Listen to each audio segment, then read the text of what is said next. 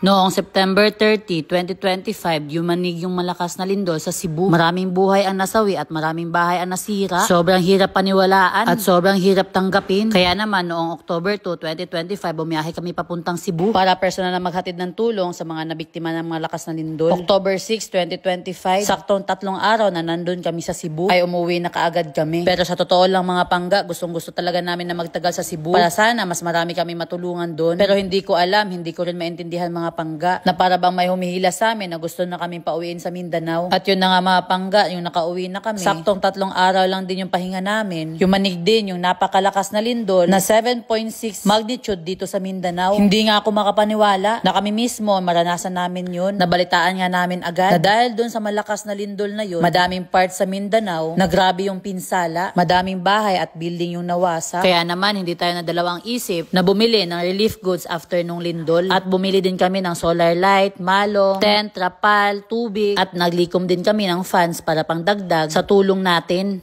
Grabe! 3 days ago, nasa Cebu pa tayo at tumutulong sa mga biktima ng lindol. Tapos ngayon, papunta tayo ng Davao Oriental para syempre magbigay ng tulong. So kahapon lang lumindol dito at nag-prepare agad kami nung hapon na ng mga kakailanganin natin. Tapos ngayon ng umaga din at naging ready siya ngayon, alas 4. So, yun. Punta muna kami ng Mati City kasi may dala kami na lulutuin pa namin mamayang madaling araw para magbigay ng ready to eat na mga pagkain. Grabe! Non-stop yung pagtulong natin. Thank you Lord. Thank you Lord. Dahil tayo yung naging way para makatulong din sa ibang tao. So, salamat din sa mga nag-donate.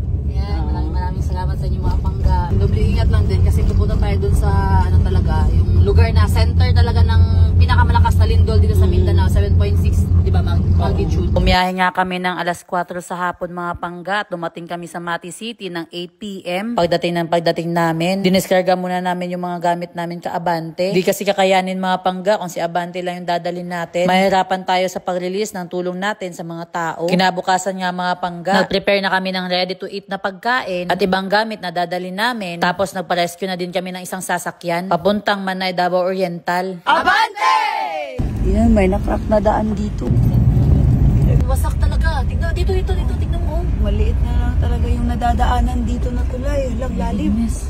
Bahay, tingnan nyo naman, konting-konti na lang talaga, mahulog na.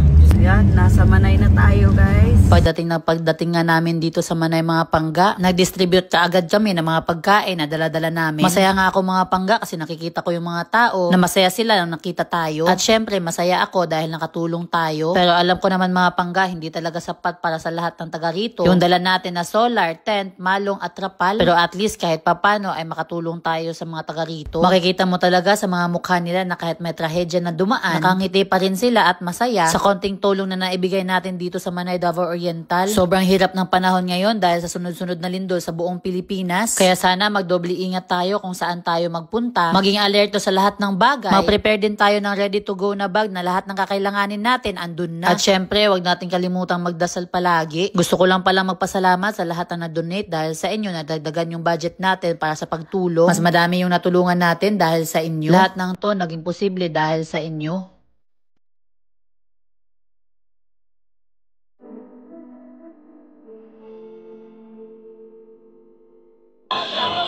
Kaya kami na nakakatulong kami pero sa ganitong sitwasyon parang nakakalungkot din. Ikaw, grabe, wasak na wasak yung bahay. Ay, awan na namin.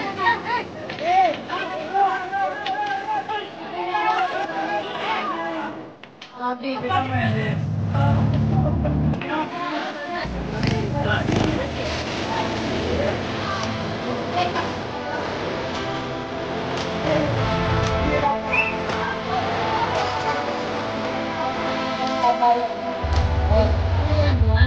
Ito mga pangga kasi mamimigay tayo ng cash sa mga papasok dito sa link natin. Bago ang lahat, susubukan muna natin yung swerte natin dito sa Wagi Plus. So kapag nakapag-register na kayo mga pangga, madami kayong pagpipilian na laro dito. So susubukan natin yung Super Ace. Let's go! Paalala lang mga pangga, bawal to sa 21 years old below, okay? At kung susubukan yung mga pangga, dapat extra money nyo lang. Scatter! Let's go! 1,400! 1,000! 360! Grabe, kadako! Tignan natin, magkano panalo natin mga pangga. 7,480. O legit to mga pangga. So ano pang inaantay nyo? Nasa baba lang yung link. Let's go!